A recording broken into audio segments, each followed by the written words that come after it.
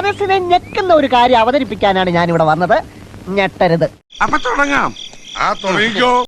ഈ പുള്ളിക്കാരത്തിയെ എല്ലാവർക്കും അറിയായിരിക്കും. അത്രയും വേണം, കുറച്ച് കടുപ്പത്തിരിക്കട്ടെ. ശ്രീവിദ്യ മുല്ലച്ചേരി എന്നാണ് പുള്ളിക്കാരത്തിന്റെ പേര്. ഇവരെ ഞാൻ കാണുന്നത് ഫ്ലവേഴ്സിനകത്ത് സ്റ്റാർ മാജിക് ഷോയിലൂടെയാണ്. ഇദ്ദേഹത്തിന്റെ യൂട്യൂബ് ചാനലിൽ കഴിഞ്ഞ ദിവസം ഒരു വീഡിയോ ഇട്ടിട്ടുണ്ടായിരുന്നു. വീഡിയോയുടെ തംബ്നെയിൽ ഇതാണ് ഗൈസ്. ഞാനും നന്ദുവും ഇപ്പോ ഒരുമിച്ചല്ല. കാരണം ഇതാണ്.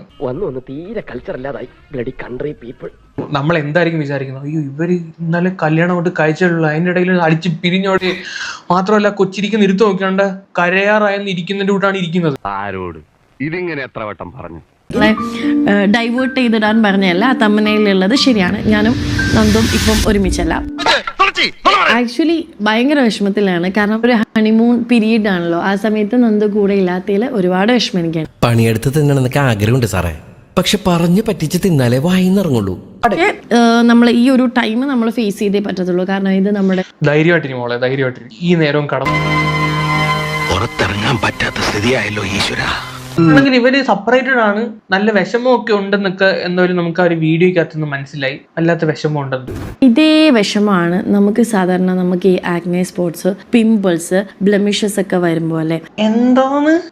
അറിവില്ലായ്മയിൽ നിന്നും വെളിവില്ലായ്മയിൽ നിന്നുമാണ് തെറ്റുകൾ ഉണ്ടാകുന്നത്. ഭർത്താവിനെ പിരിഞ്ഞിരിക്കുന്ന വിഷമമാണോ ഗൈസ് മൂക്കുരു ഒക്കെ വരുമ്പോ നിങ്ങൾക്ക് ഉണ്ടാകുന്നത്? എനിക്കറിയാൻ പാടില്ല. വലിയ മണ്ട ശിരോമണി. സംസ്കാരത്തിൽ പാണ്ഡിത്യത്തിൽ സംസ്കാര ശൂന്യൻ. ഈവൻ ടോണും ബ്രൈറ്റ് ആൻഡ് സ്കിന്നും തരാനുള്ള ഒരു സിറം ഞാൻ പരിചയപ്പെടുത്തി തരട്ടെ. യെസ്, ഞാൻ അത് കൊച്ചമ്മ പറയാതെ എനിക്കറിയില്ല. ഇങ്ങനെ ഒരു തമ്പരയിലും എടുത്ത് വെച്ചിട്ട് കണ്ട് അതിനകത്ത് പരസ്യം കുത്തിക്കയറ്റി. ലേശ ഉളുപ്പുണ്ട്. ക്ഷമിക്കണം, എനിക്ക് ഈ കളി അത്ര വശമില്ലാത്തോണ്ടാ. ഇത് കേട്ടാ തോന്നുന്നു മറ്റു കളികളൊക്കെ വലിയ വശമാണ്. എന്തിനാണ് ആളുകളെ ഇങ്ങനെ തെറ്റിദ്ധരിപ്പിച്ച് ഇങ്ങനെ വ്യൂവർഷിപ്പ് ഉണ്ടാക്കിയിട്ട് എന്തോ കാര്യം? ഇത് രണ്ടുപേരുടെ ജീവിതത്തിൽ ഏറ്റവും അടിപൊളിയായിട്ട് പോകുന്ന ഒരു മൊമെന്റ്. അതിനെ തമാശയ്ക്ക് പോലും ഇങ്ങനെയൊക്കെ പറയാൻ പാടുണ്ടോ കൊച്ചേ? വല്ലാത്ത ജാതി തന്നെ കേട്ടോ, വല്ലാത്ത ജാതി തന്നെ. ഇതെങ്ങനെ സാധിക്കുന്നു മകളെ നിനക്ക്? എന്നാ ഞങ്ങൾ അങ്ങ് ഇറങ്ങട്ടെ. ആയിക്കോട്ടെ, സന്തോഷായി. ഞാൻ പോകുന്നു. Bye bye.